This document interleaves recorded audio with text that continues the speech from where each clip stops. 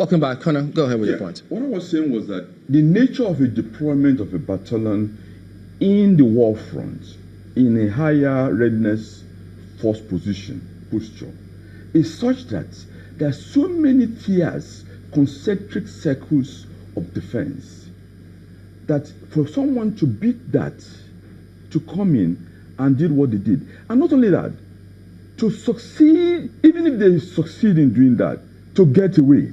Usually, a battalion is a block. It's like a building block is the basic building block of a formation. There is always another battalion to reinforce or to support that battalion. How did they come in, hit a battalion, and get away in the way they did? First, there must have been massive intelligence failure. Two, there's a lack of technical CCTV, basically, because when the guys came into the unit, came into the CO's office, and the CO did not know until they shot him in his office, a commanding officer.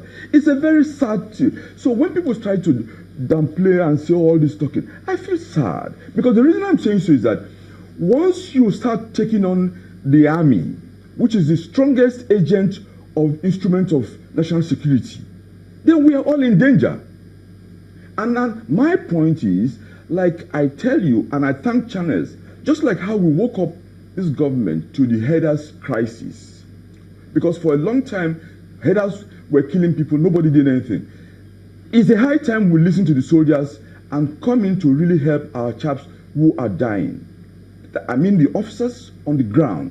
All this talk, trying to say this. I'm not being partisan. I say this because even the party aspiring to come into power, I don't see anything in their campaign to show that they have prioritized the security situation. There's no priority. The Boko Haram have declared a war on us. We have not declared a war. We, in response, are just sleeping, and we're sleeping, and we do sleep because the election election itself is going to distract us, and we're coming to a season of Christmas, so we must wake up because the Boko Haram will take advantage of the election and this season. And my intervention is that we should wake up from this sleep, and we should stop pretending and make all sort of excuses. We are in danger. Connor? Yes, please. Doesn't this suggest that we really need to review the strategy? Because some of the reports making the rounds about how this attack happened, quite shocking. Yes, Chamberlain. I mean, that's a brilliant one here. You know, I agree with you. You see, when things happen, you sit down and learn lessons. Okay? But have we learned from the previous attacks preceding this one?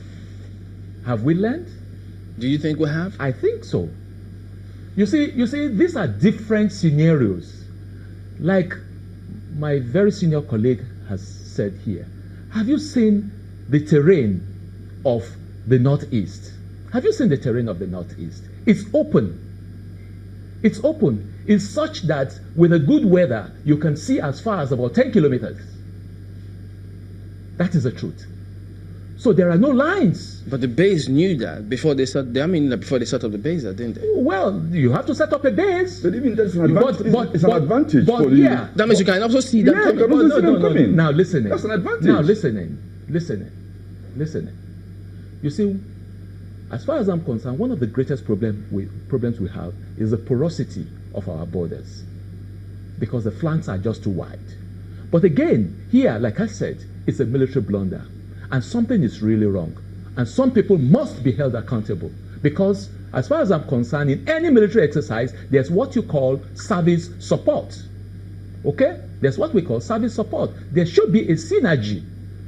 Say, for example, between the Air Force, the Army, and some of the services, like the artillery units. And I want to believe that with this present crisis in the Northeast, there is a crisis center in Maiduguri. And in the crisis center, you will have representatives of all arms and services. At the time, the operational headquarters for the Defense of the Northeast was moved there. I mean, the president gave that order they should move the operational headquarters to Borno State and ensure that these whole things. Now, if, from what Colonel Niam said about the position of the battalion, there are concentric circles around it. So that means there's an outstation, there's an outpost somewhere. Sure. There's an elevated point where someone's meant to look around at the four corners of that. 4 observation posts. Four positions, right? That's what's supposed to be. Yes. So if you're saying that there is a military blunder, who takes responsibility? That is what I'm saying. When you have cases like this, and especially this one, I'm sure it's not going to be swept under the carpet, because from the reactions you have seen, even from the president himself, I mean, he has, called in the service chiefs. Are you expecting heads to roll? Oh, definitely heads will roll. I do expect that heads will roll. That is the truth. I mean, I personally, as a military officer or retired military officer, I feel embarrassed. I mean, it's not acceptable. What's the role of But some of these things we can't even start, saying here on the air. Yeah, but on the same subject, expecting heads to roll, do you expect the same thing? I think the thing is, you see, it's not an issue of heads to rule or whatever. First of all, in terms of, from the political angle, the policy, you cannot be fighting an insurgency using the military option and not providing a political solution. You drive the insurgents to have no choice, to be as daring as they are. The absence of a political solution going on alongside with this offensive in a service policy failure. What exactly do you mean by political solution here?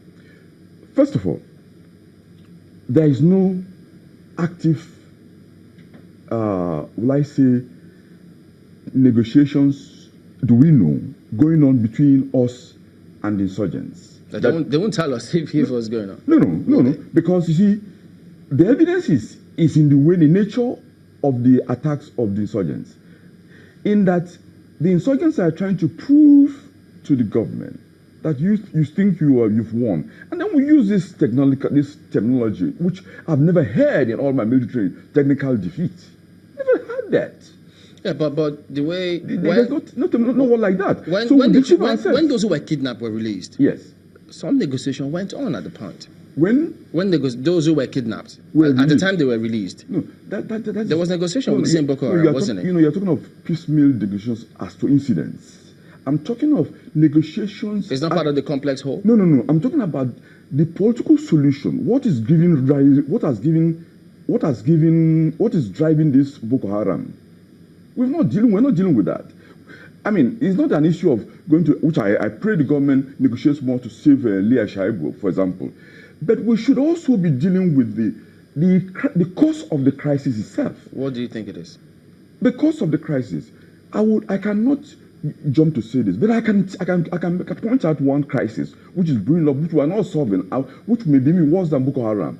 The detention of the Shiite leader, the continuous detention, even when the law courts have said so. And I do thank Sheikh Gumi, who recently appealed to President Buhari that it's a high time he releases what's his name? Al-Zakazi, or what is it? Because if you watch, the Shiites have become more daring. And remember, my worry is this. I don't want us to have someone we have in Mali, where the military were overwhelmed, that the French have to step in, and they're still there today. I don't want to have someone we have in Yemen, where the Shiites supported a group that you have in Yemen now. But how does that relate to what's driving Boko Haram? No, it relates because once you do not deal with the political situation, that is what is driving the people, then, or you are not even discussing it, or you ignore it. They say they want to take over a territory here. So what's driving Boko Haram? No, they don't want to take over. They came to take over, to disgrace us in taking over a unit which we are protecting. Yeah, we're supposed to negotiate that with them. No. I'm saying there is a need for engagement, for a political solution. There must be something the Boko Haram are fighting for. What are they fighting for? It is. Go ahead. Well, as far as I'm concerned, again, I think at this stage,